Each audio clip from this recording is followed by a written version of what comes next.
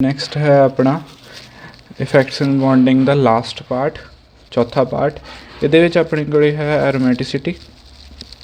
एरोमैटिसिटी है जी दो चीज़ों के आप करनी एरोमैटिसिटी तो हाइड्रोजन बॉन्डिंग। ठीक है, ये लास्ट दो अपने टॉपिक रह गए सी।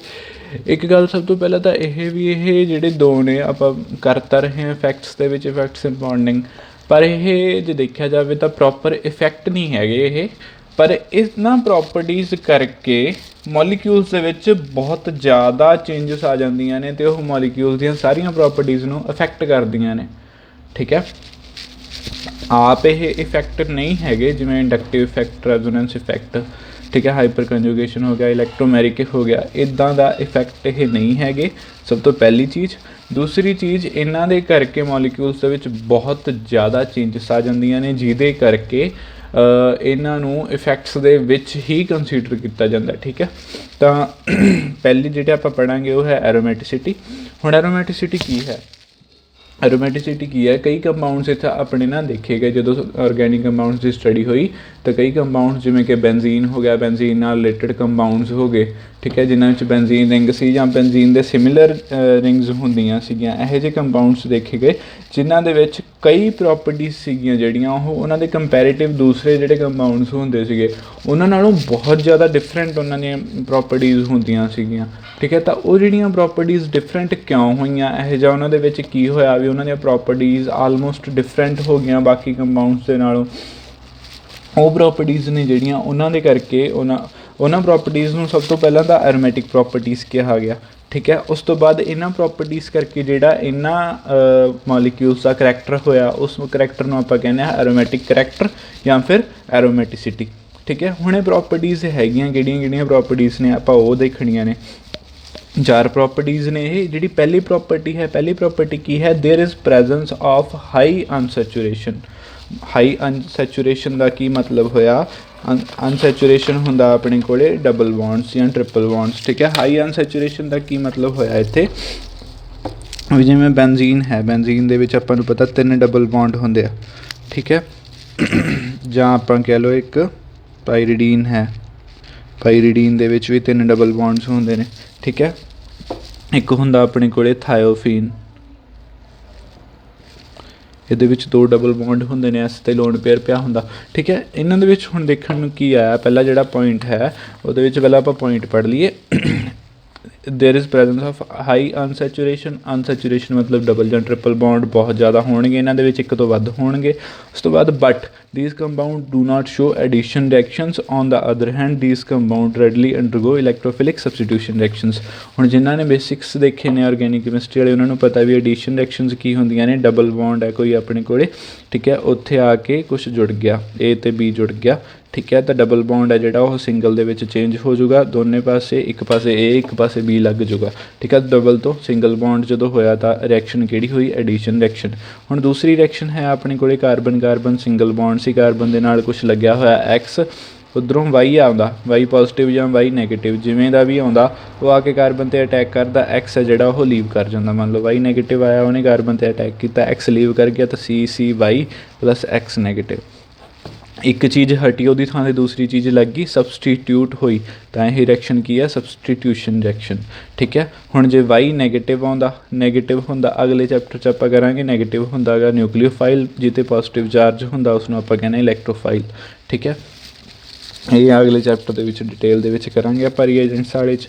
ठीक है, तो हुण ये कंपाउंड्स की ने, इन्हां दे विच बहुत ज़्यादा नंबर ऑफ मतलब 2 या 3 या 4 कईयां च हुंदे ने कि डबल बॉन्ड या ट्रिपल बॉन्ड हुंदे ने। ठीक है, पर फिर भी ये एडिशन रिएक्शनां नहीं करते। ठीक है, एडिशन रिएक्शनस हमेशा उत्थे हुंदियां ने जिथे डबल या ट्रिपल बॉन्ड हुंदा। ठीक है, क्योंकि इहदे विच एक तो वध डबल या ट्रिपल बॉन्ड ने, फिर भी ये एडिशन रिएक्शन शो नहीं करते। ये किहड़ियां रिएक्शन शो करते हैं? इलैक्ट्रोफिलिक न्यूक्लियोफिलिक इलैक्ट्रोफिलिक सबसटीट्यूशन रिएक्शनस। ठीक है, मतलब सबसटीट्यूशन रिएक्शनां शो करते हैं, एक एटम निकल जाता दूसरा आके लग जाता। ठीक है, ऐड कुछ भी नहीं करते। ये पहली प्रॉपर्टी तो इन्हां दी ये हो जाती है। दूसरी प्रॉपर्टी की है, these molecules are very much stable, बहुत ही ज़्यादा स्टेबल होंदे ने, तो ईजिली किसी भी चीज़ नाल रिएक्ट नहीं करते, किसी भी ये रिएजेंट नाल, किसी भी कंपाउंड नाल ईजिली रिएक्ट ये जिहड़े कंपाउंड्स ने वो नहीं करते। तीसरी चीज़ की है, these are cyclic compounds generally having 5 और 6 एटम्स इन रिंग। ये ਜਿਹੜੇ ਸਾਰੇ ਦੇ ਸਾਰੇ ਹੈਗੇ ਨੇ ਇਹ ਸਾਈਕਲਿਕ ਕੰਪਾਊਂਡਸ ਹੁੰਦੇ ਨੇ ਅਤੇ ਇਹਨਾਂ ਦੇ ਵਿੱਚ 5 ਜਾਂ 6 ਐਟਮਸ ਜਿਹੜੇ ਹੁੰਦੇ ਨੇ ਘੱਟੋ ਘੱਟ ਹੁੰਦੇ ਨੇ ਰਿੰਗ ਦੇ ਵਿੱਚ। ਘੱਟ ਵਾਲੇ ਵੀ ਹੋ ਸਕਦੇ ਆ, ਵੱਧ ਵੀ ਹੋ ਸਕਦੇ ਆ, ਠੀਕ ਹੈ, ਪਰ ਜ਼ਿਆਦਾਤਰ 5 ਅਤੇ 6 ਹੀ ਹੁੰਦੇ ਨੇ, ਠੀਕ ਹੈ। ਉਸ ਤੋਂ ਬਾਅਦ rings present in molecules are nearly flat are flat, ਠੀਕ ਹੈ। ਜਾਂ ਤਾਂ ਜਿਹੜੀਆਂ ਰਿੰਗਸ ਹੋਣਗੀਆਂ 5-6 ਮੈਂਬਰ ਰਿੰਗਸ ਹੋਣਗੀਆਂ, ਚਾਹੇ 5 ਮੈਂਬਰਡ ਆ ਚਾਹੇ 6 ਮੈਂਬਰਡ ਆ, ਉਹ ਜਾਂ ਤਾਂ ਕੰਪਲੀਟਲੀ ਫਲੈਟ ਹੋਣਗੀਆਂ ਜਾਂ ਫਿਰ ਮਾੜਾ ਮੋਟਾ ਵਿੰਗ ਵਾਲਾ ਹੋਊਗਾ, ਨੀਅਰਲੀ ਫਲੈਟ ਹੋਣਗੀਆਂ, ਠੀਕ ਹੈ। 4 ਪੁਆਇੰਟਸ ਨੇ ਜਿਹੜੇ 4 ਪ੍ਰੋਪਰਟੀਜ਼ ਨੇ ਇਹਨਾਂ ਦੀਆਂ ਮੋਲੀਕਿਊਲਸ ਦੀਆਂ ਹੁੰਦੀਆਂ ਨੇ ਇਹ, ਠੀਕ ਹੈ, ਜਿਹੜੇ ਮੋਲੀਕਿਊਲਸ ਐਰੋਮੈਟਿਕ ਹੁੰਦੇ ਨੇ, ਠੀਕ ਹੈ। ਹੁਣ ਉਸ ਤੋਂ ਬਾਅਦ ਇਹ ਜਿਹੜਾ ਬਿਹੇਵੀਅਰ ਹੈ ਇਹ 2 ਤਰ੍ਹਾਂ ਦੇ ਕੰਪਾਊਂਡਸ 'ਚ ਦੇਖਣ ਨੂੰ ਮਿਲਦਾ। ਇੱਕ ਤਾਂ ਜਿਹੜੇ ਬੈਂਜ਼ੀਨ ਹੋ ਗਿਆ ਅਤੇ ਇਹੋ ਜਿਹੇ ਕੰਪਾਊਂਡ ਜਿਨ੍ਹਾਂ ਦੇ ਵਿੱਚ ਬੈਂਜ਼ੀਨ ਰਿੰਗ ਹੈ, ਠੀਕ ਹੈ। ਇੱਕ ਇਹੋ ਜਿਹੇ ਕੰਪਾਊਂਡਸ ਜਿਨ੍ਹਾਂ ਦੇ ਵਿੱਚ ਬੈਂਜ਼ੀਨ ਰਿੰਗ ਤਾਂ ਨਹੀਂ ਹੈ, ਪਰ ਉਹਨਾਂ ਦੇ ਵਿੱਚ ਜਿਹੜੀ ਰਿੰਗ ਹੈ ਉਹ ਬੈਂਜ਼ੀਨ ਨੂੰ ਰਿਜ਼ੈਂਬਲ ਕਰਦੀ ਹੈ। ਰਿਜ਼ੈਂਬਲ ਕਰਨਾ ਹੁੰਦਾ ਗਾ ਵੀ ਉਹਦੇ ਨਾਲ ਦਾ ਹੋਣਾ, ਠੀਕ ਹੈ, ਉਹਦੇ ਵਰਗਾ ਲੱਗਣਾ, ਠੀਕ ਹੈ, ਪਰ ਉਹ ਨਾ ਹੋਣਾ, ਉਹਦੇ ਵਰਗਾ ਲੱਗਣਾ, ਠੀਕ ਹੈ।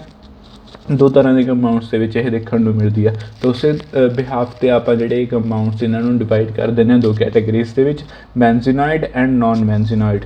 ਜਿਹੜੇ ਬੈਂਜ਼ੀਨੋਇਡ ਹੁੰਦੇ ਨੇ ਉਹ ਕਿਹੜੇ ਹੁੰਦੇ ਨੇ, ਜਿਨ੍ਹਾਂ ਦੇ ਵਿੱਚ ਘੱਟੋ ਘੱਟ ਇੱਕ ਬੈਂਜ਼ੀਨ ਰਿੰਗ ਹੋਵੇ, ਉਹ ਕੰਪਾਊਂਡਸ ਨੂੰ ਆਪਾਂ ਕਹਿੰਦੇ ਹਾਂ ਬੈਂਜ਼ੀਨੋਇਡ ਐਰੋਮੈਟਿਕ ਕੰਪਾਊਂਡਸ, ਠੀਕ ਹੈ। ਨੋਨ ਬੈਂਜ਼ੀਨੋਇਡ ਕੰਪਾਊਂਡਸ ਕਿਹੜੇ ਹੁੰਦੇ ਨੇਗੇ, ਜਿਨ੍ਹਾਂ ਦੇ ਵਿੱਚ ਬੈਂਜ਼ੀਨ ਰਿੰਗ ਨਾ ਹੋਵੇ, ਉਹਨਾਂ ਨੂੰ ਆਪਾਂ ਕੀ ਕਹਿੰਦੇ ਹਾਂ, ਨੋਨ ਬੈਂਜ਼ੀਨੋਇਡ ਕੰਪਾਊਂਡਸ, ਠੀਕ ਹੈ। ਜਿਵੇਂ ਫਾਰ ਐਗਜ਼ਾਮਪਲ ਪਾਇਰੀਡੀਨ ਹੋ ਗਈ, ਥਾਇਓਫੀਨ ਹੋ ਗਈ, ਇਹ ਬੈਂਜ਼ੀਨ 6 ਮੈਂਬਰਡ ਰਿੰਗ ਹੁੰਦੀ ਹੈ, ਇਹ ਵੀ 6 ਮੈਂਬਰਡ ਆ, ਪਰ ਇੱਕ ਕਾਰਬਨ ਤਾਂ ਦੇ ਇੱਥੇ ਨਾਈਟ੍ਰੋਜਨ ਹੈ, ਠੀਕ ਹੈ। ਰਿੰਗ ਦੇ ਵਿੱਚ 6 ਕਾਰਬਨਾਂ ਨਹੀਂ ਹੈਗੀਆਂ, 5 ਕਾਰਬਨ ਆ, 1 ਨਾਈਟ੍ਰੋਜਨ ਹੈ। ਬੈਂਜ਼ੀਨ ਦੇ ਨਾਲ ਰਿਜ਼ੈਂਬਲ ਕਰਦੀ ਹੈ ਪਰ ਬੈਂਜ਼ੀਨ ਨਹੀਂ ਹੈਗਾ, ਇਸ ਲਈ ਇਹ ਜਿਹੜੀ ਹੈ, ਪਰ ਇਹ ਜਿਹੜੀ ਹੈ ਐਰੋਮੈਟਿਕ ਕਰੈਕਟਰ ਸ਼ੋ ਕਰਦੀ ਹੈ। ਇਸੇ ਤਰ੍ਹਾਂ ਹੀ ਥਾਇਓਫੀਨ, ਠੀਕ ਹੈ, ਥਾਇਓਫੀਨ 5 ਮੈਂਬਰਡ ਰਿੰਗ ਹੈ, ਠੀਕ ਹੈ, ਬੈਂਜ਼ੀਨ ਦੇ ਨਾਲ ਰਿਜ਼ੈਂਬਲ ਕਰਦੀ ਹੈ, 4 ਕਾਰਬਨ ਆ, 1 ਸਲਫਰ ਐਟਮ ਆ, ਉਹਦੇ ਵਿੱਚ ਕੀ ਹੁੰਦੀਆਂ ਨੇ 6 ਕਾਰਬਨ, ਠੀਕ ਹੈ। ਤਾਂ ਇਹ ਵੀ ਐਰੋਮੈਟਿਕ ਹੈ ਪਰ ਬੈਂਜ਼ੀਨ ਨਾਲ ਦੀ ਨਹੀਂ ਹੈ, ਤਾਂ ਇਹ ਨੋਨ ਬੈਂਜ਼ੀਨੋਇਡ ਹੈ, ਠੀਕ ਹੈ। ਉਸ ਤੋਂ ਬਾਅਦ ਕੋਈ ਵੀ ਕੰਪਾਊਂਡ ਹੈ ਜਿਹੜਾ ਐਰੋਮੈਟਿਕ ਕਦੋਂ ਹੋਊਗਾ, ਠੀਕ ਹੈ। ਹੁਣ ਆਪਾਂ ਪੜ੍ਹ ਤਾਂ ਲਿਆ ਵੀ ਐਰੋਮੈਟਿਸਿਟੀ ਕੀ ਹੈ ਅਤੇ ਐਰੋਮੈਟਿਕ ਕੰਪਾਊਂਡਸ ਕੀ ਹੁੰਦੇ ਨੇ, ਠੀਕ ਹੈ, ਪਰ ਕੋਈ ਵੀ ਕੰਪਾਊਂਡ ਹੈ ਜਿਹੜਾ ਐਰੋਮੈਟਿਕ ਕਦੋਂ ਹੋਊਗਾ, ਠੀਕ ਹੈ। ਕਿਸੇ ਵੀ ਚੀਜ਼ ਨੂੰ ਆਪਾਂ ਡਿਫਾਈਨ ਕਰਦੇ ਹਾਂ ਤਾਂ ਉਹਦੀਆਂ ਕੰਡੀਸ਼ਨਾਂ ਹੁੰਦੀਆਂ ਨੇ ਜਾਂ ਉਹਦੇ ਰੂਲਸ ਹੁੰਦੇ ਨੇ, 2 ਹੀ ਚੀਜ਼ਾਂ ਹੁੰਦੀਆਂ ਨੇ, ਠੀਕ ਹੈ। ਜੇ ਕੋਈ ਕੰਪਾਊਂਡ ਆ ਕੰਡੀਸ਼ਨਾਂ ਫੋਲੋ ਕਰੂਗਾ ਤਾਂ ਉਹ ਇਸ ਕੰਪਾਊਂਡ ਕੈਟਾਗਰੀ ਦੇ ਵਿੱਚ ਆਉਂਦਾ ਗਾ, ਠੀਕ ਹੈ। ਜਾਂ ਫਿਰ ਜੇ ਇਹ ਰੂਲਸ ਨੇਗੇ, ਇਹ ਰੂਲਸ ਨੇ ਜਿਹੜੇ ਕੰਪਾਊਂਡ 'ਤੇ ਇਹ ਰੂਲਸ ਲੱਗਦੇ ਨੇ ਉਹੀ ਕੰਪਾਊਂਡ ਇਸ ਕੈਟਾਗਰੀ ਦੇ ਵਿੱਚ ਜਾਊਗਾ, ਠੀਕ ਹੈ। ਜਾਂ ਕੰਡੀਸ਼ਨਾਂ ਹੋਣਗੀਆਂ ਜਾਂ ਰੂਲਸ ਹੋਣਗੇ, ਠੀਕ ਹੈ। ਹੁਣ ਇਹਦੇ ਵਿੱਚ ਕੀ ਹੈ, ਐਰੋਮੈਟਿਸਿਟੀ ਜਾਂ ਐਰੋਮੈਟਿਕ ਕੰਪਾਊਂਡ ਕਦੋਂ ਹੋਊਗਾ ਕੋਈ ਕੰਪਾਊਂਡ, ਉਹਦੇ ਵਿੱਚ ਜਿਹੜਾ ਰੂਲ ਹੈ, ਬਹੁਤ ਜ਼ਿਆਦਾ ਰੂਲਸ ਦਿੱਤੇ ਗਏ, ਠੀਕ ਹੈ। ਸਾਰੇ ਰੂਲ ਆਲਮੋਸਟ ਫੇਲ ਹੋ ਗਏ, ਸਿਰਫ ਇੱਕ ਰੂਲ ਹੈ ਜਿਹੜਾ ਹਾਲੇ ਤੱਕ ਚੱਲ ਰਿਹਾ, ਉਹ ਰੂਲ ਹੈ ਹੱਕਲਸ 4n+2π ਰੂਲ, ਠੀਕ ਹੈ। ਇਹ ਜਿਹੜਾ ਹੈ ਨਾ ਆਪਾਂ ਨੂੰ ਐਰੋਮੈਟਿਸਿਟੀ, ਅਗਲੇ ਸਮੈਸਟਰ ਦੇ ਵਿੱਚ ਆਪਾਂ ਨੂੰ ਕੰਪਲੀਟ ਚੈਪਟਰ ਹੈ ਪੂਰਾ ਇੱਕ ਐਰੋਮੈਟਿਸਿਟੀ ਦਾ, ਉੱਥੇ ਆਪਾਂ ਡਿਟੇਲ ਦੇ ਵਿੱਚ ਪੜ੍ਹਾਂਗੇ। ਆਪਾਂ ਇੱਥੇ ਸਿਰਫ ਇੰਟਰੋਡਕਸ਼ਨ ਹੀ ਕਰਨੀ ਹੈ ਉਹਦੀ, ਠੀਕ ਹੈ। ਜਿਹੜਾ ਹੱਕਲ 4n+2π ਰੂਲ ਹੈ ਉਹਦੇ ਵਿੱਚ ਕੀ ਹੈ ਵੀ ਕਿਸੇ ਵੀ ਕੰਪਾਊਂਡ ਨੂੰ ਐਰੋਮੈਟਿਕ ਹੋਣ ਲਈ 2 ਕੰਡੀਸ਼ਨਸ ਨੇ ਜਿਹੜੀਆਂ ਉਹ ਫੁੱਲਫਿਲ ਕਰਨੀਆਂ ਪੈਣਗੀਆਂ। ਪਹਿਲੀ ਜਿਹੜੀ ਕੰਡੀਸ਼ਨ ਹੈ ਉਹ ਕੀ ਹੈ ਵੀ ਇਹਦੇ ਵਿੱਚ ਪਲੇਨ ਜਾਂ ਫਿਰ ਪਲੇਨਰ ਜਾਂ ਫਿਰ ਨੀਅਰਲੀ ਪਲੇਨਰ ਰਿੰਗ ਹੋਣੀ ਚਾਹੀਦੀ ਹੈ ਪਹਿਲਾਂ ਤਾਂ, ਠੀਕ ਹੈ।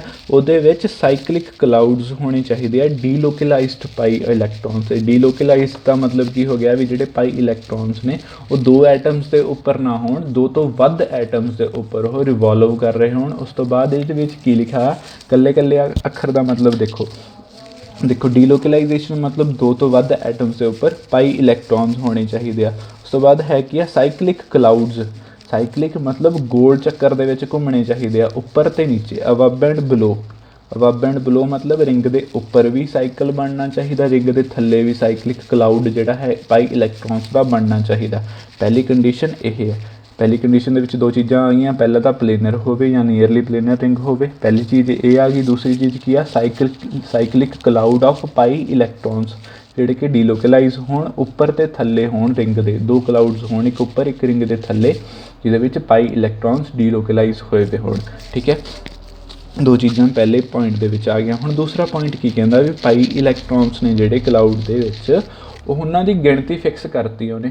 ਉਹ ਗਿਣਤੀ ਕਹਿੰਦਾ ਕਿੰਨੀ ਹੈ, 4n+2π ਇਲੈਕਟ੍ਰੋਨਸ ਹੋਣੇ ਚਾਹੀਦੇ, ਜਿਹਦੇ ਵਿੱਚ n ਦੀ ਵੈਲਿਊ 0 1 2 3 4 ਕੁਛ ਵੀ ਹੋ ਸਕਦੀ ਹੈ, ਠੀਕ ਹੈ। ਮਤਲਬ ਮਿਨੀਮਮ ਵੈਲਿਊ n ਦੀ 0 ਹੋਊਗੀ, ਠੀਕ ਹੈ। ਹੁਣ ਜਦੋਂ ਆਪਾਂ एन की वैल्यू 0 पुट करते हैं, ठीक है। तो 4n+2 की वैल्यू कितनी आती है 2।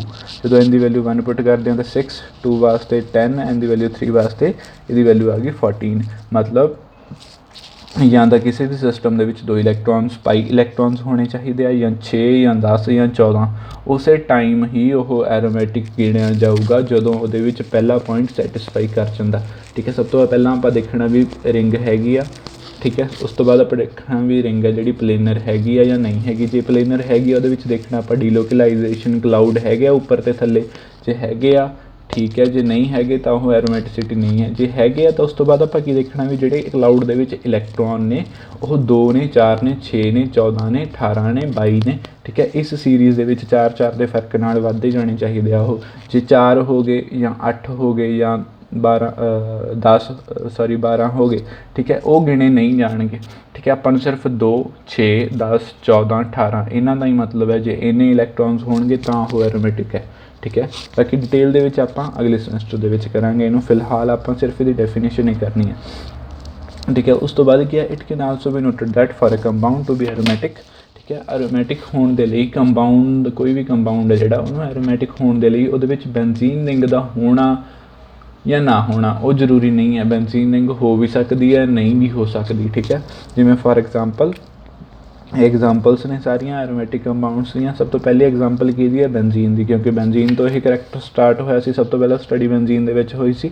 सब तो पहली एग्जाम्पल बेंजीन की। देखो 3 डबल बॉन्ड्स ने, एक बॉन्ड के 2 इलैक्ट्रॉन तो 6 पाई इलैक्ट्रॉन। सिर्फ आप पाई गिनने, सिग्मा नहीं गिनने। बाकी जो 6 ने वो सिग्मा बॉन्ड ने, 12 सिग्मा इलैक्ट्रॉन्स ने, ये 6 पाई इलैक्ट्रॉन्स ने। आपको सिर्फ पाई तो ही मतलब है, तो 6 पाई इलैक्ट्रॉन्स। नैक्सट है जोड़ा अपने को पायर रोल, ये भी आप अगले सेमेस्टर के पढ़ांगे भी। ये अपने को डबल बॉन्ड तो वैसे 2 ने, ठीक है, पर 2 लोन पेयर वाले इलैक्ट्रॉन जो नाइट्रोजन के हैं वो भी रिंग के डीलोकलाइजेशन आ जाते हैं। तो करके 4n+2 लोन पेयर इलैक्ट्रॉन 6 पाई इलैक्ट्रॉन्स टोटल ये गिने जाते हैं। इस तरह ही फ्यूरान के ऑक्सीजन के 2 लोन पेयर होंगे, पर रिंग की डीलोकलाइजेशन सिर्फ एक ही लोन पेयर यूज़ होंगे।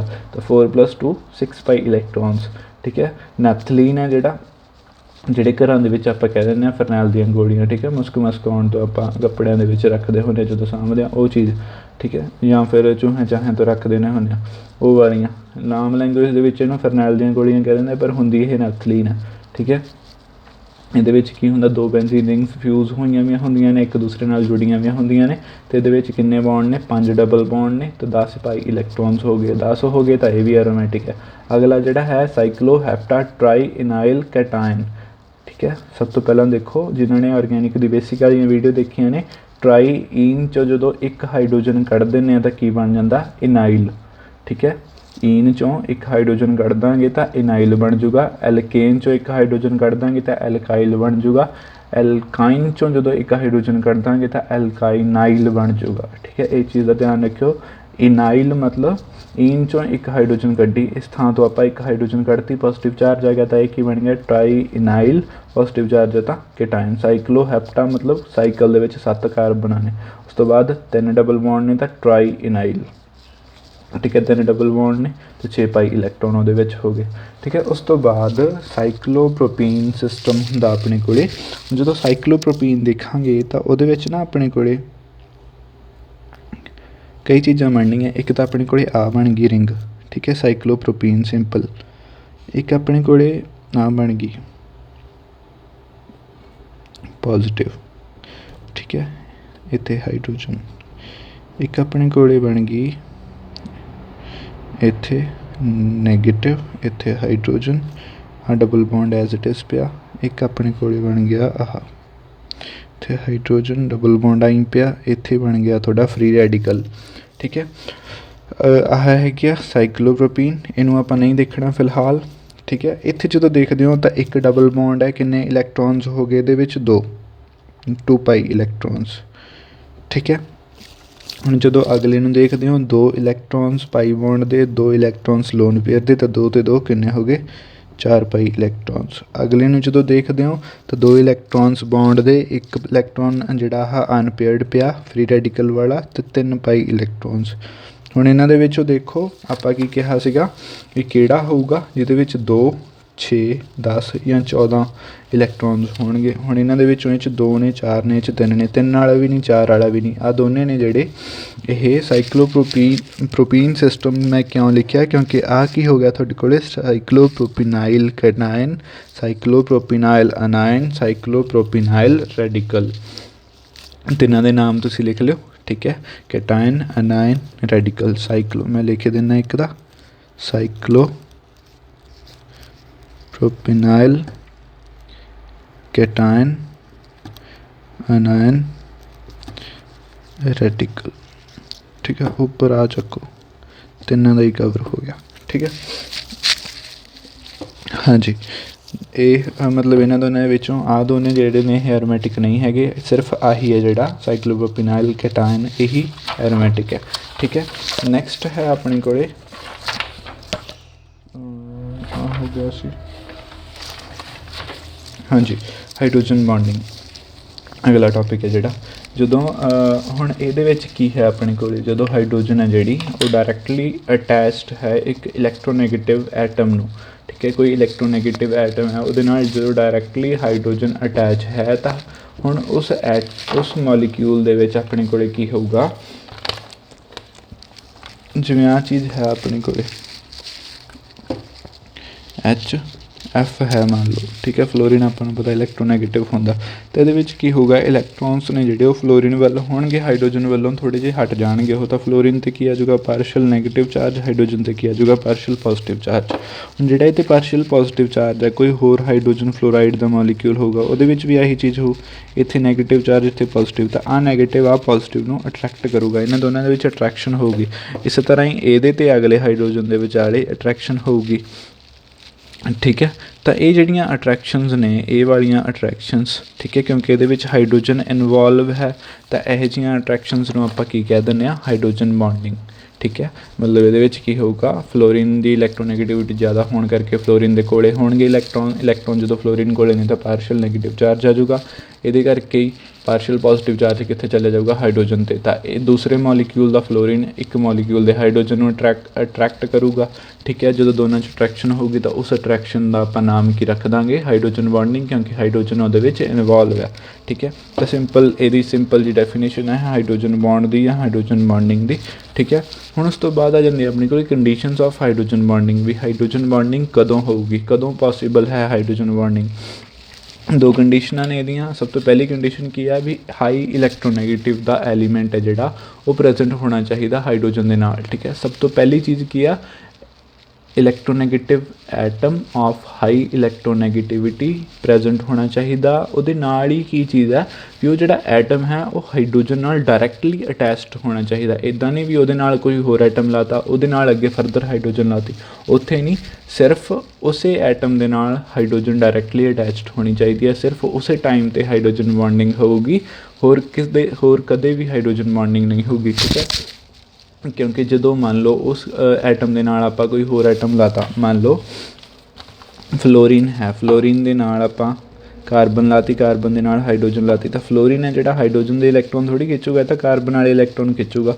ਇੱਧਰ ਤਾਂ ਇੰਡਕਟਿਵ ਇਫੈਕਟ ਜਾਊਗਾ ਕਾਰਬਨ ਦਾ, ਠੀਕ ਹੈ। ਤਾਂ ਇਹਦੇ ਇਲੈਕਟ੍ਰੋਨ ਓਨੇ ਇਫੈਕਟਿਵਲੀ ਨਹੀਂ ਖਿੱਚੇ ਜਾਂਦੇ ਜਿੰਨੇ ਕਾਰਬਨ ਦੇ ਖਿੱਚੇ ਜਾਣਗੇ, ਕਿਉਂਕਿ ਇਹ ਡਾਇਰੈਕਟਲੀ ਬੌਂਡਡ ਨੇ, ਠੀਕ ਹੈ। ਤਾਂ ਫਲੋਰੀਨ ਦੇ ਨਾਲ ਡਾਇਰੈਕਟਲੀ ਹਾਈਡਰੋਜਨ ਅਟੈਚਡ ਹੋਊਗਾ, ਜਿੱਥੇ ਸਿਰਫ ਉੱਥੇ ਹੀ ਹਾਈਡਰੋਜਨ ਬੌਂਡਿੰਗ ਹੋਊਗੀ, ਇੱਥੇ ਹਾਈਡਰੋਜਨ ਬੌਂਡਿੰਗ ਨਹੀਂ ਹੋਊਗੀ, ਠੀਕ ਹੈ। ਹਾਂਜੀ, ਤਾਂ ਉਸ ਤੋਂ ਬਾਅਦ ਦੂਸਰੀ ਚੀਜ਼ ਕੀ ਹੈ, ਵੀ size of the electronegative atom should be small. Atom ਦਾ ਜਿਹੜਾ ਇਲੈਕਟ੍ਰੋਨੈਗੇਟਿਵ ਐਟਮ ਹੈ ਉਹਦਾ ਸਾਈਜ਼ ਛੋਟਾ ਹੋਣਾ ਚਾਹੀਦਾ, ਠੀਕ ਹੈ। ਜਿਵੇਂ ਫਾਰ ਐਗਜ਼ਾਮਪਲ ਇਹ ਸਭ ਤੋਂ ਪਹਿਲਾਂ ਤਾਂ ਇਹ ਦੋਨੇ ਕੰਡੀਸ਼ਨਾਂ ਜਿਹੜੇ ਐਟਮਸ ਫੁੱਲਫਿਲ ਕਰਦੇ ਨੇ ਉਹ ਸਿਰਫ 3 ਹੀ ਨੇ ਆਪਣੇ ਕੋਲ, ਫਲੋਰੀਨ, ਆਕਸੀਜਨ ਅਤੇ ਨਾਈਟ੍ਰੋਜਨ, ਜਿਹੜੇ ਟੌਪ ਮੋਸਟ ਇਲੈਕਟ੍ਰੋਨੈਗੇਟਿਵ ਐਲੀਮੈਂਟਸ ਨੇ, ਠੀਕ ਹੈ। ਹੁਣ ਉਸ ਤੋਂ ਬਾਅਦ ਇੱਕ ਚੀਜ਼ ਕੀ ਆ ਜਾਂਦੀ ਹੈ ਆਪਣੇ ਕੋਲ, ਦੂਸਰਾ ਪੁਆਇੰਟ ਹੈ ਜਿਹੜਾ ਉਹਨੂੰ ਆਪਾਂ ਵੈਰੀਫਾਈ ਕਰਦੇ ਹਾਂ, ਜਸਟੀਫਾਈ ਕਰਦੇ ਹਾਂ। ਕਲੋਰੀਨ ਹੈ ਜਿਹੜਾ ਉਹਦੀ ਇਲੈਕਟ੍ਰੋਨੈਗੇਟਿਵਿਟੀ ਨਾਈਟ੍ਰੋਜਨ ਦੇ ਬਰਾਬਰ ਹੁੰਦੀ ਆ, ਠੀਕ ਹੈ। ਪਰ ਜਦੋਂ ਉਹਦਾ ਹਾਈਡਰੋਜਨ ਬੌਂਡ ਬਣਦਾ ਤਾਂ ਉਹ ਉਨਾ ਜ਼ਿਆਦਾ ਇਫੈਕਟਿਵ ਨਹੀਂ ਹੁੰਦਾ ਜਿੰਨਾ ਨਾਈਟ੍ਰੋਜਨ ਦਾ ਹੁੰਦਾ, ਠੀਕ ਹੈ। ਉਹ ਕਿਉਂ ਨਹੀਂ ਹੁੰਦਾ, ਕਿਉਂਕਿ ਕਲੋਰੀਨ ਦਾ ਸਾਈਜ਼ ਹੈ ਜਿਹੜਾ ਨਾਈਟ੍ਰੋਜਨ ਨਾਲੋਂ ਆਲਮੋਸਟ ਦੁੱਗਣਾ ਹੁੰਦਾ, ਠੀਕ ਹੈ। ਉਸ ਕਰਕੇ ਉਹਦਾ ਹਾਈਡਰੋਜਨ ਬੌਂਡ ਹੈ ਜਿਹੜਾ ਉਹ ਕੰਪੈਰੀਟਿਵਲੀ ਵੀਕਰ ਹੁੰਦਾ as compare to hydrogen bond of nitrogen, ਠੀਕ ਹੈ। ਤਾਂ ਕਰਕੇ ਸਿਰਫ 3 ਹੀ ਆਪਾਂ ਕੰਸੀਡਰ ਕਰਦੇ ਹਾਂ ਇੱਥੇ, ਫਲੋਰੀਨ, ਆਕਸੀਜਨ ਅਤੇ ਨਾਈਟ੍ਰੋਜਨ। ਕਲੋਰੀਨ ਨੂੰ ਕੰਸੀਡਰ ਨਹੀਂ ਕਰਦੇ ਕਿਉਂਕਿ ਉਹਦਾ ਹਾਈਡਰੋਜਨ ਬੌਂਡ ਹੈ ਜਿਹੜਾ ਬਹੁਤ ਜ਼ਿਆਦਾ ਵੀਕ ਹੁੰਦਾ। ਠੀਕ ਹੈ, ਹਾਂ ਪਰ ਜਿੱਥੇ ਕੋਈ ਇਹੋ ਜਿਹਾ ਐਟਮ ਹੋਊਗਾ ਜਿਹੜਾ ਕਿ ਇਲੈਕਟ੍ਰੋਨੈਗੇਟਿਵ ਨਹੀਂ ਹੈਗਾ, ਉੱਥੇ ਆਪਾਂ ਉਹਨੂੰ ਕਲੋਰੀਨ ਨਾਲ ਕੰਪੇਅਰ ਕਰਕੇ ਉਹਦੀ ਹਾਈਡਰੋਜਨ ਬੌਂਡਿੰਗ ਦਿਖਾ ਸਕਦੇ ਹਾਂ। ਪਰ ਜੇ ਆਪਾਂ ਨਾਈਟ੍ਰੋਜਨ, ਫਲੋਰੀਨ ਅਤੇ ਆਕਸੀਜਨ ਨੂੰ ਕੰਪੇਅਰ ਕਰਾਂਗੇ ਕਲੋਰੀਨ ਨਾਲ, ਉੱਥੇ ਕੰਪੈਰੀਜ਼ਨ ਨਹੀਂ ਹੋ ਸਕਦਾ। ਠੀਕ ਹੈ, ਇਹ ਚੀਜ਼ ਦਾ ਧਿਆਨ ਰੱਖਿਓ। ਉਸ ਤੋਂ ਬਾਅਦ ਆ ਜਾਂਦੀ ਹੈ ਆਪਣੇ ਕੋਲ ਸਟਰੈਂਥ ਆਫ ਹਾਈਡਰੋਜਨ ਬੌਂਡ, ਮਤਲਬ ਹਾਈਡਰੋਜਨ ਬੌਂਡ ਦੀ ਕਿੰਨੀ ਕੁ ਸਟਰੈਂਥ ਆ, ਕਿੰਨਾ ਕੁ ਜ਼ਿਆਦਾ ਸਟਰੋਂਗ ਹੁੰਦਾ ਉਹ। ਤਾਂ ਉਹਦੇ ਵਿੱਚ ਤਿੰਨ ਨੇ ਆਪਣੇ ਕੋਲ, ਤਿੰਨ ਹੀ ਬੌਂਡ ਬਣਦੇ ਆ ਤਾਂ ਕਿਉਂਕਿ ਤਾਂ ਤਿੰਨਾਂ ਨੂੰ ਆਪਾਂ ਕੰਪੇਅਰ ਕਰ ਲਾਂਗੇ। HF ਦਾ ਜਿਹੜਾ ਬੌਂਡ ਹੈ ਹਾਈਡਰੋਜਨ ਬੌਂਡ, ਉਹ 42 ਕਿਲੋ ਜੂਲ ਪਰ ਮੋਲ ਉਹਦੀ ਐਨਰਜੀ ਹੁੰਦੀ ਆ। ਦੂਸਰੇ ਦੀ ਆਕਸੀਜਨ ਵਾਲੇ ਦੀ 30 ਹੁੰਦੀ ਆ, ਨਾਈਟ੍ਰੋਜਨ ਵਾਲੇ ਦੀ 12.5 ਹੁੰਦੀ ਆ। ਠੀਕ ਹੈ, ਤਾਂ ਜੇ ਓਵਰਆਲ ਦੇਖੀਏ ਆਪਾਂ ਤਾਂ 12 ਤੋਂ ਲੈ ਕੇ 42 ਤੱਕ ਹਾਈਡਰੋਜਨ ਬੌਂਡ ਦੀ ਜਿਹੜੀ ਸਟਰੈਂਥ ਹੈ ਉਹ 12 ਤੋਂ 42 ਕਿਲੋ ਜੂਲ ਐਨਰਜੀ ਆਪਾਂ ਨੂੰ। ਇਹਦਾ ਸਟਰੈਂਥ ਦਾ ਮਤਲਬ ਕੀ ਆ, ਜੇ ਆਪਾਂ 12 ਤੋਂ 42 ਕਿਲੋ ਜੂਲ ਦੇ ਵਿੱਚ ਐਨਰਜੀ ਪ੍ਰੋਵਾਈਡ ਕਰਦੇ ਹਾਂ ਉਸ ਮੋਲੀਕਿਊਲ ਨੂੰ, ਤਾਂ ਹਾਈਡਰੋਜਨ ਬੌਂਡ ਟੁੱਟ ਜਾਊਗਾ। ਠੀਕ ਹੈ, ਇਹ ਚੀਜ਼ ਹੈ ਤਾਂ ਮਤਲਬ, ਜਾਂ ਫਿਰ ਜਦੋਂ ਇਹ ਬੌਂਡ ਹਾਈਡਰੋਜਨ ਬੌਂਡ ਬਣਦਾ ਤਾਂ 12 ਤੋਂ 42 ਕਿਲੋ ਜੂਲ ਐਨਰਜੀ ਹੈ ਜਿਹੜੀ ਉਹ ਮੋਲੀਕਿਊਲ ਰਿਲੀਜ਼ ਕਰਦਾ। ਠੀਕ ਹੈ, ਜਾਂ ਉਹਦੀ ਐਨਰਜੀ ਓਨੀ ਹੀ ਘੱਟ ਜਾਂਦੀ ਹੈ। ਇੱਦਾਂ ਵਿਚ confirms the weakness of hydrogen bond as compare to covalent bond. ਹੁਣ ਜਦੋਂ ਆਪਾਂ ਕੋਵਲੈਂਟ ਦੇਖਦੇ ਹਾਂ, ਕੋਵਲੈਂਟ ਬੌਂਡ ਹੁੰਦਾ 200 ਤੋਂ 450 ਕਿਲੋ ਜੂਲ ਪਰ ਮੋਲ ਐਨਰਜੀ। ਮਤਲਬ ਜੇ ਇੱਕ ਆਪਾਂ ਕੋਵਲੈਂਟ ਬੌਂਡ ਤੋੜਨਾ ਤਾਂ ਆਪਾਂ ਨੂੰ ਘੱਟੋ ਘੱਟ 200 ਕਿਲੋ ਜੂਲ ਪਰ ਮੋਲ ਐਨਰਜੀ ਜਿਹੜੀ ਹੈ ਉਹ ਪ੍ਰੋਵਾਈਡ ਕਰਨੀ ਪਊਗੀ। ਜੇ ਹਾਈਡਰੋਜਨ ਬੌਂਡ ਤੋੜਨਾ ਤਾਂ ਘੱਟੋ ਘੱਟ 12 ਕਿਲੋ ਜੂਲ ਐਨਰਜੀ ਪ੍ਰੋਵਾਈਡ ਕਰਨੀ ਪਊਗੀ। ਠੀਕ ਹੈ, ਤਾਂ ਬਹੁਤ ਜ਼ਿਆਦਾ ਘੱਟ ਅਮਾਊਂਟ ਐਨਰਜੀ ਦੀ ਚਾਹੀਦੀ ਹੈ ਹਾਈਡਰੋਜਨ ਬੌਂਡ ਤੋੜਨ ਵਾਸਤੇ as compare to covalent bond. ਤਾਂ ਇਹ ਬਹੁਤ ਜ਼ਿਆਦਾ ਵੀਕ ਬੌਂਡ ਹੁੰਦਾ as compare to covalent bond. ਹੁਣ ਉਸ ਤੋਂ ਬਾਅਦ ਆ ਜਾਂਦੀਆਂ ਨੇ ਆਪਣੇ ਕੋਲ types of hydrogen bonding. Hydrogen bonding ਹੈ ਜਿਹੜੀ ਦੋ ਤਰ੍ਹਾਂ ਦੀ ਹੁੰਦੀ ਆ। ਪਹਿਲੀ ਜਿਹੜੀ ਟਾਈਪ ਹੈ ਉਹ ਹੈ ਇੰਟਰਮੋਲੀਕੂਲਰ ਹਾਈਡਰੋਜਨ ਬੌਂਡਿੰਗ। ਠੀਕ ਹੈ, ਹਾਈਡਰੋਜਨ ਬੌਂਡਿੰਗ ਹੈ ਜਿਹੜੀ ਇੰਟਰਮੋਲੀਕੂਲਰ ਹਾਈਡਰੋਜਨ ਬੌਂਡਿੰਗ ਕਦੋਂ ਹੋਊਗੀ? ਇੰਟਰ ਦਾ ਮਤਲਬ ਹੁੰਦਾ ਵਿੱਚ। ਠੀਕ ਹੈ, ਮਤਲਬ ਜਦੋਂ ਦੋ ਮੋਲੀਕਿਊਲਸ ਦੇ ਵਿੱਚ ਹਾਈਡਰੋਜਨ ਬੌਂਡਿੰਗ ਹੋਊਗੀ, ਮਤਲਬ ਇੱਕ ਮੋਲੀਕਿਊਲ ਦਾ ਹਾਈਡਰੋਜਨ, ਦੂਸਰੇ ਮੋਲੀਕਿਊਲ ਦਾ ਇਲੈਕਟ੍ਰੋਨੈਗੇਟਿਵ ਐਟਮ, ਜਦੋਂ ਇਹਨਾਂ ਦੋਨਾਂ ਦੇ ਵਿਚਾਲੇ ਹਾਈਡਰੋਜਨ ਬੌਂਡਿੰਗ ਹੋਊਗੀ ਉਸ ਟਾਈਮ 'ਤੇ ਕੀ ਹੋਊਗਾ ਆਪਣੇ ਕੋਲ, ਜਿਹੜੀ ਹਾਈਡਰੋਜਨ ਬੌਂਡਿੰਗ ਹੋਊਗੀ ਉਸ ਨੂੰ ਆਪਾਂ ਕੀ ਕਹਾਂਗੇ? Intermolecular hydrogen bonding. ਜਿਵੇਂ ਫਾਰ ਐਗਜ਼ਾਮਪਲ HF ਦੇ ਵਿੱਚ, ਵਾਟਰ ਦੇ ਵਿੱਚ ਅਤੇ ਅਮੋਨੀਆ ਦੇ ਵਿੱਚ ਜਿਹੜੀ ਹਾਈਡਰੋਜਨ ਬੌਂਡਿੰਗ ਹੁੰਦੀ ਆ ਉਸ ਟਾਈਮ 'ਤੇ ਇੱਕ ਐਟਮ, ਇੱਕ ਮੋਲੀਕਿਊਲ ਦਾ ਫਲੋਰੀਨ, ਦੂਸਰੇ ਮੋਲੀਕਿਊਲ ਦਾ ਹਾਈਡਰੋਜਨ, ਇੱਕ ਮੋਲੀਕਿਊਲ ਦਾ ਫਲੋਰੀਨ, ਦੂਸਰੇ ਮੋਲੀਕਿਊਲ ਦਾ ਹਾਈਡਰੋਜਨ। ਇਸੇ ਤਰ੍ਹਾਂ ਇੱਕ ਮੋਲੀਕਿਊਲ ਦਾ ਆਕਸੀਜਨ, ਦੂਸਰੇ ਦਾ ਹਾਈਡਰੋਜਨ, ਇੱਕ ਦਾ ਆਕਸੀਜਨ, ਦੂਸਰੇ ਦਾ ਹਾਈਡਰੋਜਨ। ਠੀਕ ਹੈ, ਇਸੇ ਤਰ੍ਹਾਂ ਇੱਕ ਦਾ ਨਾਈਟ੍ਰੋਜਨ, ਦੂਸਰੇ ਦਾ ਹਾਈਡਰੋਜਨ, ਇੱਕ ਦਾ ਨਾਈਟ੍ਰੋਜਨ, ਦੂਸਰੇ ਦਾ ਹਾਈਡਰੋਜਨ। ਮਤਲਬ ਇੱਕ ਦਾ ਇੱਕ ਐਟਮ ਹੋਊਗਾ, ਦੂਸਰੇ ਦਾ ਦੂਸਰਾ ਐਟਮ ਹੋਊਗਾ ਜਦੋਂ ਬੌਂਡਿੰਗ ਹੋਊਗੀ। ਜਾਂ ਇੱਦਾਂ ਕਹਿ ਲਓ ਵੀ ਦੋ ਅਲੱਗ ਅਲੱਗ ਮੋਲੀਕਿਊਲਸ ਦੇ ਵਿੱਚ ਬੌਂਡਿੰਗ ਹੋਊਗੀ ਉਸ ਟਾਈਮ 'ਤੇ ਇੰਟਰਮੋਲੀਕੂਲਰ, ਮਤਲਬ ਮੋਲੀਕਿਊਲਸ ਦੇ ਵਿਚਾਲੇ ਬੌਂਡਿੰਗ ਹੋਊਗੀ। ਠੀਕ ਹੈ, ਉਸ ਤੋਂ ਬਾਅਦ ਆ ਜਾਂਦੀ ਸੈਕਿੰਡ ਟਾਈਪ ਆਪਣੇ ਕੋਲ ਇੰਟਰਾਮੋਲੀਕੂਲਰ। ਇੰਟਰਾਮੋਲੀਕੂਲਰ ਕੀ ਹੁੰਦਾ ਗਾ? ਜਦੋਂ ਇੱਕੋ ਮੋਲੀਕਿਊਲ ਦੇ ਵਿੱਚ ਪ੍ਰੈਜੈਂਟ ਹੋਵੇ ਹਾਈਡਰੋਜਨ ਅਤੇ ਇਲੈਕਟ੍ਰੋਨੈਗੇਟਿਵ ਐਟਮ। ਠੀਕ ਹੈ, ਉਹਨਾਂ ਦੇ ਵਿੱਚ ਜਦੋਂ ਬੌਂਡਿੰਗ ਹੋ ਜੇ। ਇੰਟਰਾ ਮਤਲਬ ਮੋਲੀਕਿਊਲ ਦੇ ਆਪਣੇ ਅੰਦਰ, ਇੰਟਰਮੋਲੀਕੂਲਰ ਮਤਲਬ ਦੋ ਮੋਲੀਕਿਊਲਸ ਦੇ ਅੰਦਰ, ਇੰਟਰਾਮੋਲੀਕੂਲਰ ਮਤਲਬ ਮੋਲੀਕਿਊਲ ਦੇ ਆਪਣੇ ਅੰਦਰ ਹੀ ਜਦੋਂ ਬੌਂਡਿੰਗ ਹੋ ਜੇ। ਠੀਕ ਹੈ, ਅਤੇ ਜਿਹੜੀ ਇੰਟਰਮੋਲੀਕੂਲਰ ਹੁੰਦੀ ਆ ਉਹ ਸਿੰਪਲ ਮੋਲੀਕਿਊਲ ਜਿਵੇਂ HF, ਵਾਟਰ ਹੋ ਗਿਆ, ਅਮੋਨੀਆ ਹੋ ਗਿਆ, ਇਹਨਾਂ 'ਚ ਦੇਖਣ ਨੂੰ ਮਿਲਦੀ ਹੈ। ਜਿਹੜੀ ਇੰਟਰਾਮੋਲੀਕੂਲਰ ਹੈ ਉਹਦੇ ਵਾਸਤੇ ਸਭ ਤੋਂ ਪਹਿਲੀ ਚੀਜ਼ ਕੀ ਚਾਹੀਦੀ ਆ ਆਪਾਂ ਨੂੰ? ਵੀ ਮੋਲੀਕਿਊਲ ਦਾ ਸਾਈਜ਼ ਵੱਡਾ ਹੋਣਾ ਚਾਹੀਦਾ, ਮਤਲਬ ਕੰਪਲੈਕਸ ਮੋਲੀਕਿਊਲ ਆਪਣੇ ਕੋਲ ਜਿਹੜਾ ਹੋਣਾ ਚਾਹੀਦਾ। ਜਿਵੇਂ ਫਾਰ ਐਗਜ਼ਾਮਪਲ ਇਹ ਦੇਖਣ 'ਚ ਕਿੱਥੇ ਮਿਲੂਗੀ? ਜਿੱਥੇ ਰਿੰਗ ਦੇ ਨਾਲ ਆਰਥੋ ਪੋਜੀਸ਼ਨ ਮਤਲਬ ਦੋ ਨਾਲ ਲੱਗਦੀਆਂ ਕਾਰਬਨਾਂ 'ਤੇ, ਇੱਕ ਛੱਡ ਕੇ ਆ ਤਾਂ ਮੈਟਾ, ਜੇ ਦੋ ਛੱਡ ਕੇ ਤਾਂ ਪੈਰਾ। ਠੀਕ ਹੈ, ਆਰਥੋ, ਮੈਟਾ, ਪੈਰਾ ਪੋਜੀਸ਼ਨਾਂ ਹੁੰਦੀਆਂ ਨੇ। ਇਹ ਜਦੋਂ ਆਊਗਾ ਆਪਾਂ ਉਦੋਂ ਪੜ੍ਹ ਲਾਂਗੇ ਡਿਟੇਲ 'ਚ। ਫਿਲਹਾਲ ਆਰਥੋ ਮਤਲਬ ਦੋ ਨਾਲ ਵਾਲੀਆਂ ਕਾਰਬਨਾਂ ਦੇ ਉੱਪਰ ਜਦੋਂ ਗਰੁੱਪ ਪ੍ਰੈਜੈਂਟ ਹੋਣਗੇ। ਜਿਵੇਂ ਇੱਥੇ OH ਆ, ਇੱਥੇ C ਡਬਲ ਬੌਂਡ OH ਆ, ਇਹਦੀ O ਅਤੇ ਇਹਦੀ H ਦੇ ਵਿਚਾਲੇ ਇੰਟਰੈਕਸ਼ਨ ਹੁੰਦੀ ਆ। ਇਸੇ ਤਰ੍ਹਾਂ ਹੀ ਇਹਦੀ H ਅਤੇ ਇਹਦੀ O, ਨਾਈਟਰੋ ਗਰੁੱਪ ਦੇ O ਅਤੇ ਹਾਈਡਰੋਕਸਲ ਗਰੁੱਪ ਦੀ H ਦੇ ਵਿਚਾਲੇ ਇੰਟਰੈਕਸ਼ਨ ਹੈ। ਹਾਈਡਰੋਕਸਲ ਗਰੁੱਪ ਦੀ H ਅਤੇ ਕਲੋਰੀਨ ਦੇ ਵਿਚਾਲੇ ਇੰਟਰੈਕਸ਼ਨ ਹੈ। ਠੀਕ ਹੈ, ਇੱਥੇ ਕਾਰਬੋਕਸਿਲਿਕ ਗਰੁੱਪ ਦੀਆਂ ਆਕਸੀਜਨਾਂ ਅਤੇ ਹਾਈਡਰੋਕਸਲ ਗਰੁੱਪ ਜਿਹੜੇ ਦੋ ਲੱਗੇ ਹੋਏ ਆ ਉਹਨਾਂ ਦੀਆਂ ਹਾਈਡਰੋਜਨਾਂ ਦੇ ਵਿਚਾਲੇ ਇੰਟਰੈਕਸ਼ਨ ਹੈ। ਤਾਂ ਇੰਟਰਾਮੋਲੀਕੂਲਰ ਮਤਲਬ ਮੋਲੀਕਿਊਲ ਦੇ ਆਪਣੇ ਅੰਦਰ ਹੀ ਹਾਈਡਰੋਜਨ ਬੌਂਡਿੰਗ ਹੋ ਜਾਂਦੀ ਹੈ। ਨੈਕਸਟ ਹੈ ਆਪਣੇ ਕੋਲ effects of hydrogen bonding on physical properties. Physical properties ਦੇ ਉੱਪਰ ਹਾਈਡਰੋਜਨ ਬੌਂਡਿੰਗ ਦਾ ਕੀ ਇਫੈਕਟ ਹੁੰਦਾ? ਹਾਈਡਰੋਜਨ ਬੌਂਡਿੰਗ ਹੈ ਜਿਹੜੀ ਉਹ ਕਈ ਤਰ੍ਹਾਂ ਦੀਆਂ ਫਿਜ਼ੀਕਲ ਪ੍ਰੋਪਰਟੀਜ਼ ਨੂੰ ਇਫੈਕਟ ਕਰਦੀ ਹੈ। ਠੀਕ ਹੈ, ਉਹ ਇਫੈਕਟ ਕਿਹੜੇ ਨੇ ਆਪਣੇ ਕੋਲ? ਸਭ ਤੋਂ ਪਹਿਲਾ ਇਫੈਕਟ ਹੈ ਜਿਹੜਾ ਉਹਨਾਂ ਮੈਲਟਿੰਗ ਐਂਡ ਬੋਇਲਿੰਗ ਪੁਆਇੰਟ ਦੇ ਉੱਪਰ। ਹੁਣ ਆਪਾਂ ਨੂੰ ਪਤਾ ਮੈਲਟਿੰਗ ਅਤੇ ਬੋਇਲਿੰਗ ਪੁਆਇੰਟ ਕੀ ਹੁੰਦੇ ਨੇ। ਜਦੋਂ ਦੋ ਮੋਲੀਕਿਊਲਸ ਆਪਸ ਦੇ ਵਿੱਚ ਇੰਟਰੈਕਟ ਕਰਦੇ ਨੇ, ਉਹਨਾਂ ਦੇ ਵਿੱਚ ਅਟਰੈਕਸ਼ਨਸ ਹੁੰਦੀਆਂ ਨੇ, ਤਾਂ ਉਹ ਕਲੋਜ਼ਲੀ ਬਾਈਂਡ ਹੁੰਦੇ ਆ, ਠੀਕ ਹੈ। ਤਾਂ ਉਹਨਾਂ ਦੀ ਜਿਹੜੀ ਅਟਰੈਕਸ਼ਨ ਹੈ, ਉਹਨਾਂ ਦੇ ਵਿਚਾਲੇ ਬੌਂਡ ਹੈ, ਉਹਨੂੰ ਤੋੜਨਾ ਪਊਗਾ ਉਹਨਾਂ ਨੂੰ ਦੂਰ ਲਿਜਾਣ ਵਾਸਤੇ। ਇਹੀ ਮੈਲਟਿੰਗ ਅਤੇ ਬੋਇਲਿੰਗ ਪੁਆਇੰਟ ਦਾ ਜਿਹੜਾ ਥਿਊਰੀ ਹੈ ਉਹ ਹੈ ਵੀ ਜਿੰਨੀ ਆਪਾਂ ਨੂੰ ਐਨਰਜੀ ਵੱਧ ਪ੍ਰੋਵਾਈਡ ਕਰਨੀ ਪਊਗੀ ਮੋਲੀਕਿਊਲਸ ਨੂੰ ਦੂਰ ਲਿਜਾਣ ਦੇ ਲਈ, ਓਨਾ ਹੀ ਹਾਈ ਉਹਦਾ ਮੈਲਟਿੰਗ ਅਤੇ ਬੋਇਲਿੰਗ ਪੁਆਇੰਟ ਹੋਊਗਾ। ਕਿਉਂਕਿ ਐਨਰਜੀ ਹੈ ਜਿਹੜੀ ਟੈਂਪਰੇਚਰ ਰਾਈਜ਼ ਕਰਕੇ ਹੀ ਆਪਾਂ ਦਿੰਦੇ ਹਾਂ, ਅਤੇ ਜਿੰਨਾ ਟੈਂਪਰੇਚਰ ਵੱਧ ਰਾਈਜ਼ ਕਰਾਂਗੇ ਓਨਾ ਮੈਲਟਿੰਗ ਪੁਆਇੰਟ ਜਾਂ ਬੋਇਲਿੰਗ ਪੁਆਇੰਟ ਵਧੂਗਾ, ਜਿੰਨਾ ਘੱਟ ਰਾਈਜ਼ ਕਰਾਂਗੇ ਓਨਾ ਹੀ ਮੈਲਟਿੰਗ ਅਤੇ ਬੋਇਲਿੰਗ ਪੁਆਇੰਟ ਘੱਟ ਹੋਊਗਾ, ਠੀਕ ਹੈ।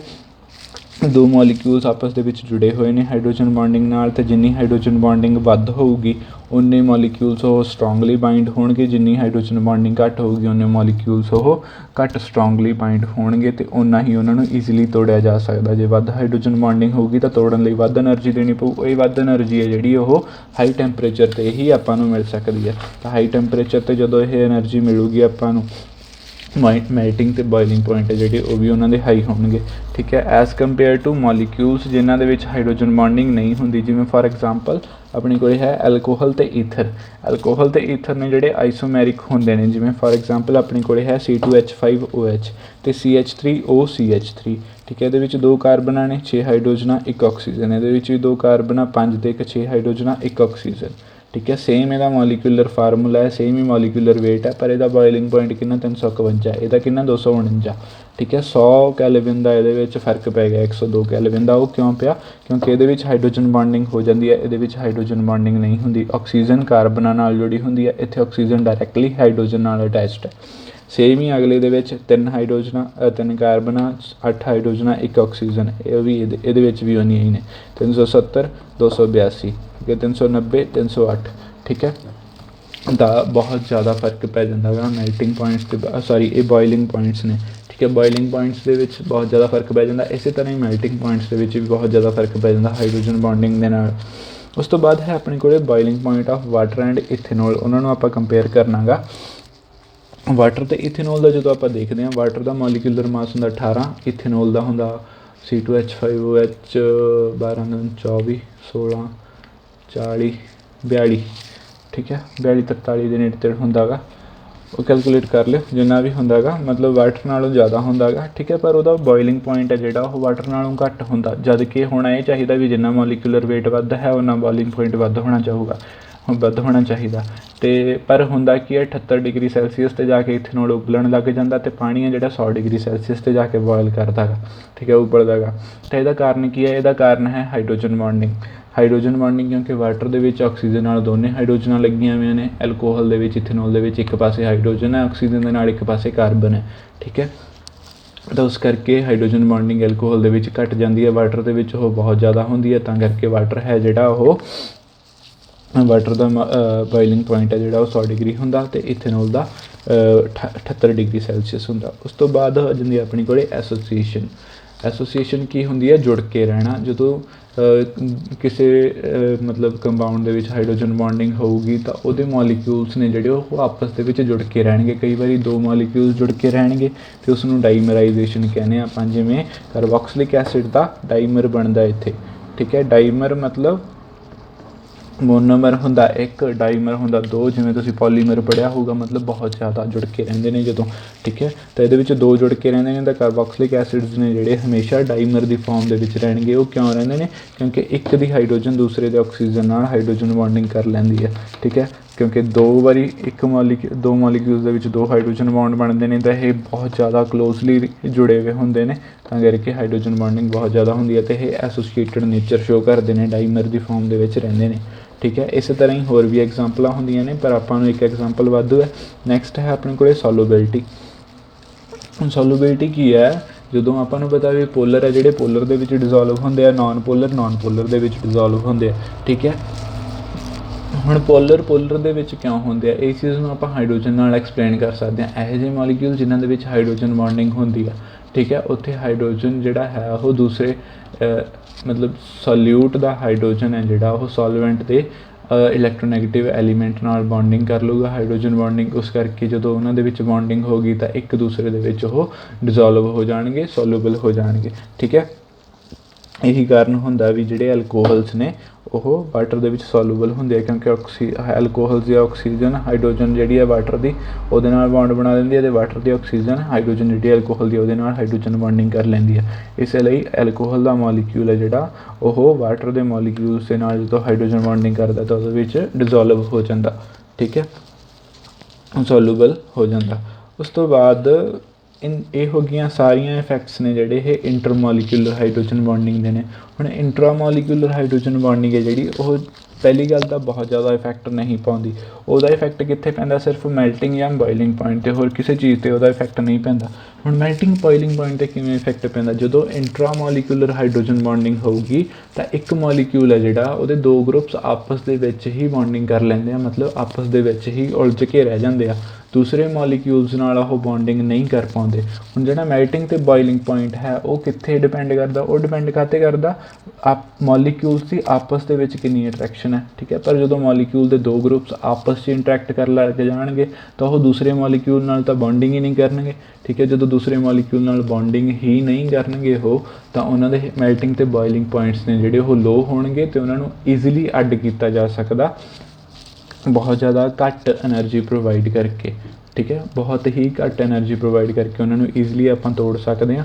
ਤਾਂ ਇਹੋ ਜਿਹੇ ਮੋਲੀਕਿਊਲਸ ਜਿਨ੍ਹਾਂ ਦੇ ਵਿੱਚ ਇੰਟਰਾਮੋਲੀਕੂਲਰ ਹਾਈਡਰੋਜਨ ਬੌਂਡਿੰਗ ਹੁੰਦੀ ਹੈ ਉਹ ਮੋਲੀਕਿਊਲਸ ਦੇ ਮੈਲਟਿੰਗ ਅਤੇ ਬੋਇਲਿੰਗ ਪੁਆਇੰਟਸ ਨੇ ਜਿਹੜੇ ਉਹ ਲੋ ਹੁੰਦੇ ਆ, ਠੀਕ ਹੈ। ਅਤੇ ਇਹ ਆਪਣਾ ਲਾਸਟ ਟੋਪਿਕ ਸੀਗਾ ਇਫੈਕਟਸ ਇਨ ਬੌਂਡਿੰਗ ਦਾ।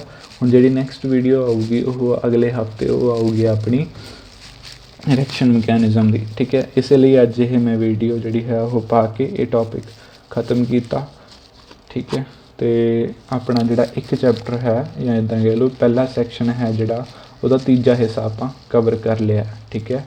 ਮਤਲਬ 20% ਸਿਲੇਬਸ ਆਪਾਂ ਕਵਰ ਕਰਤਾ, ਇੱਦਾਂ ਕਹਿ ਲਓ ਓਵਰਆਲ ਜੇ ਦੇਖੀਏ ਤਾਂ, ਠੀਕ ਹੈ। ਅਤੇ ਬਾਕੀ ਆਪਾਂ ਨੈਕਸਟ ਵੀਡੀਓ 'ਚ ਕਰਾਂਗੇ। Thank you.